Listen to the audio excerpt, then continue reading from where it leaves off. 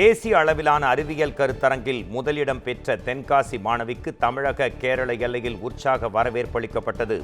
தென்காசி மாவட்டம் இலஞ்சியில் உள்ள பாரத் வித்யா மந்திர் பள்ளியில் 9ஆம் வகுப்பு படித்து வரும் மாணவி சஞ்சனா மும்பையில் உள்ள நேரு அறிவியல் மையத்தில் தேசிய அளவில் நடைபெற்ற சேர்க்கை நுண்ணறிவு பற்றிய அறிவியல் கருத்தரங்கில் கலந்து கொண்டார். இதில் 32 மாணவிகள் பங்கு பெற்ற நிலையில் செயற்கை நுண்ணறிவின் பயன்பாடு மற்றும் அதன் எதிர்கால பயன்கள் குறித்து உரையாற்றிய சஞ்சனா முதல் இடம் பிடித்தார். இந்நிலையில் மும்பையில் தென்காசிக்கு திரும்பிய மாணவிக்கு பள்ளி நிர்வாகம் மற்றும் மாணவர்கள் சார்பில் மேளதாளங்கள் முழங்க உற்சாக வரவேற்பு வழங்கப்பட்டது.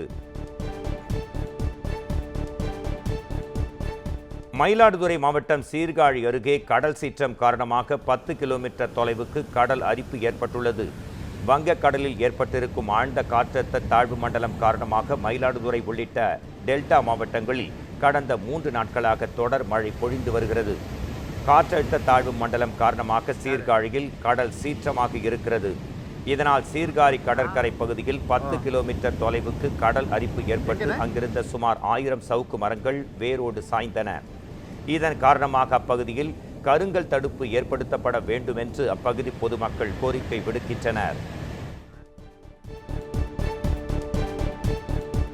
திருவாரூர் மாவட்டம் திருத்துறைப்பூண்டி அருகே அரசு வழங்கிய தொகுப்பு வீடுகளின் மேற்கூரை சேதமடைந்து வசிக்க முடியாத சூழல் உருவாகியுள்ளதாக பொதுமக்கள் வேதனை தெரிவிக்கின்றனர்.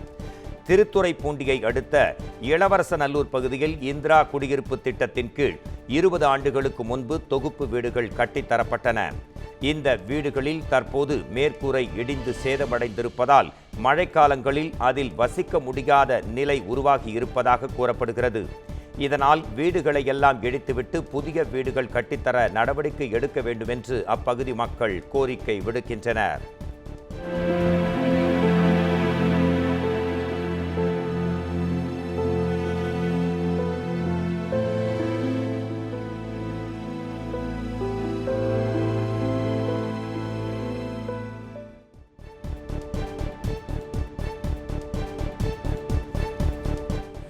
பட்டுக்கோட்டை ரெங்கநாத பெருமாள் கோயில் பணியாளர் மீது தாக்குதல் நடத்தியவர்களை கைது செய்ய வலியுறுத்தி தமிழ்நாடு திருக்கோயில் நிர்வாக அதிகாரிகள் சங்கம் சார்பில் பட்டுக்கோட்டை தலைமை தபால் நிலையம் அருகே ஆர்ப்பாட்டம் நடத்தப்பட்டது.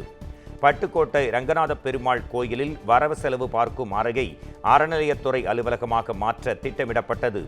இதனைத் தொடர்ந்து அறநிலையத்துறை அதிகாரிகள் அறையின் பூட்டை உடைத்து உள்ளே சென்றபோது அங்கு வந்த ராஜரத்னம் மற்றும் அவரது மகன்கள் இருவர் கோயில் செயல் அலுவலரை கீழே தள்ளி தாக்கியதாக கூறப்படுகிறது. இது தொடர்பாக போலீசார் வழக்கு பதிவு செய்த நிலையில் சம்பந்தப்பட்ட அதிகாரிகளை கைது செய்ய வலியுறுத்தி தமிழ்நாடு திருக்கோயில் நிர்வாக அதிகாரிகள் சங்கம், தமிழ்நாடு இந்து சமய அறநிலைய ஆட்சியர் அமைச்சு பணியாளர்கள் சங்கம் மற்றும் தமிழ்நாடு திருக்கோயில் தொழிலாளர்கள் யூனியன் சார்பில் ஆர்ப்பாட்டம் நடத்தப்பட்டது.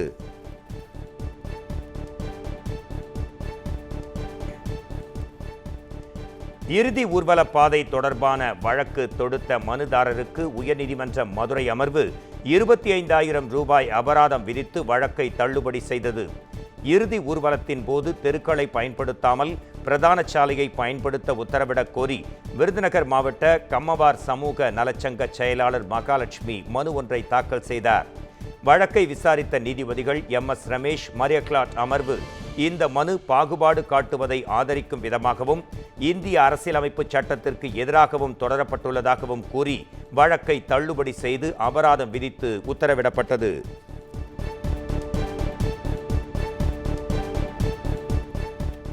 கடலூரில் போக்குவரத்து தொடர்பான விழிப்புணர்வு கூட்டத்தில் சாலை விபத்தில் மகனை இழந்த தந்தை உருக்கமாக பேசியது பார்ப்போரை சோகத்தில் ஆழ்த்தியது. மஞ்சக்குப்பம் அரசு உதவி பெறும் பள்ளியில் காவல்துறை சார்பில் விழிப்புணர்வு கூட்டம் நடைபெற்றது. 2 நாட்களுக்கு முன்பாக பேருந்தில் இருந்து தவறி விழுந்து உயிரிழந்த தேவராம்பட்டினத்தைச் சேர்ந்த +1 மாணவர் கைலாஷுக்கு இக்கூட்டத்தில் அஞ்சலி செலுத்தப்பட்டது. நிகழ்வில் பங்கேற்ற அந்த மாணவரின் தந்தை, படிப்பில் கவனம் செலுத்துங்கள், தயவு செய்து படியில் பயணம் செய்யாதீர்கள் என மாணவர்களை பார்த்து தரையில் மண்டியிட்டு கதறி எழுதது பார்ப்போரை நெகிழ்ச்சியில் ஆழ்த்தியது.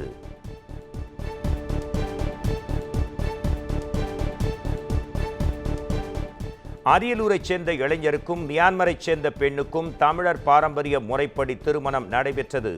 சிங்கப்பூரில் பணியாற்றி வந்த அரியலூர் ரசலாபுரத்தைச் சேர்ந்த மதிவதனன் அங்கு உணவு தயாரிப்பு நிறுவனத்தில் பணியாற்றிய மியான்மரைச் சேர்ந்த இளம்பெண் ஹேஹெய் மோ என்பவரை காதலித்தார். இரு வீட்டாரும் காதலை ஏற்றுக்கொண்ட நிலையில் ரசலாபுரத்திற்கு வந்த காதல் ஜோடி இன்று பெற்றோர் முன்னிலையில் தமிழர் பாரம்பரிய முறைப்படி தாலி கட்டி திருமணம் புரிந்து கொண்டனர். மணமகளின் தாயார் உடல்நலக்குறைவால் நேரில் வர முடியாத நிலையில் டெலிகிராம் மூலமாக கண்டுகளித்து ஆசீர்வாதம் வழங்கினார். கோவை மாநகராட்சி காங்கிரஸ் கவுன்சிலர் கிருஷ்ணமூர்த்தி சடலமாக மீட்கப்பட்ட விவகாரத்தில் எல்லையை காரணம் காட்டி யார் விசாரிப்பது என்று போலீசாரிடையே குழப்பம் நிலவுகிறது. நொய்யல் ஆற்றங்கரையில் சூலூர் மற்றும் சிங்காநல்லூர் ஆகிய 2 காவல் நிலைய எல்லையில் கிருஷ்ணமூர்த்தியின் உடல் கண்டெடுக்கப்பட்டது. சூலூர் போலீசார் சடலத்தை கைப்பற்றி பிரேத பரிசோதனைக்காக அனுப்பி வைத்தனர். ஆனாலும் எல்லையை காரணம் காட்டி சிங்காநல்லூர் போலீசாரிடம் வழக்கு விசாரணையை ஒப்படைப்பதற்கான நடவடிக்கைகளை மேற்கொண்டு வருவதாக சூலூர் போலீசார் தெரிவித்தனர். இதற்கிடையே சிங்காநல்லூர் போலீசார் விசாரணை பொறுப்பை எடுத்துக்கொள்ள தயக்கம் காட்டுவதாக கூறப்படுகிறது.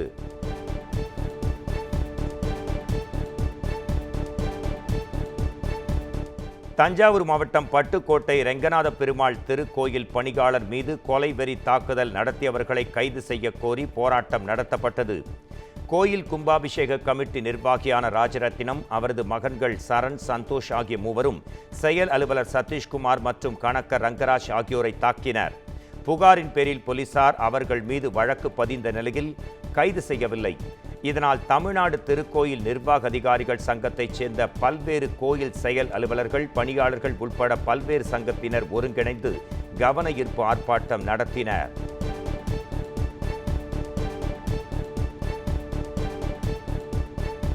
துணை சுகாதார நிலையங்களில் காலியாக உள்ள பணியிடங்களை நிரப்ப வலியுறுத்தி தமிழ்நாடு அரசு சுகாதாரத்துறை அனைத்து பெண்கள் அலுவலர் சங்கம் சார்பில் ஆர்ப்பாட்டம் நடத்தப்பட்டது. திருவள்ளூர் தலைமை மருத்துவர் கல்லூரி எதிரே நடைபெற்ற ஆர்ப்பாட்டத்தின் போது பணிச்சுமை அதிகரிப்பை குறைக்க வேண்டும், ஒரே மாதிரியான அறிக்கைகள் மற்றும் காணொலி கூட்டங்களை முறைப்படுத்த வேண்டும் என்பன உள்ளிட்ட பல்வேறு கோரிக்கைகளை வலியுறுத்தி 200க்கும் மேற்பட்ட செவிலியர்கள் ஆர்ப்பாட்டத்தில் ஈடுபட்டனர்.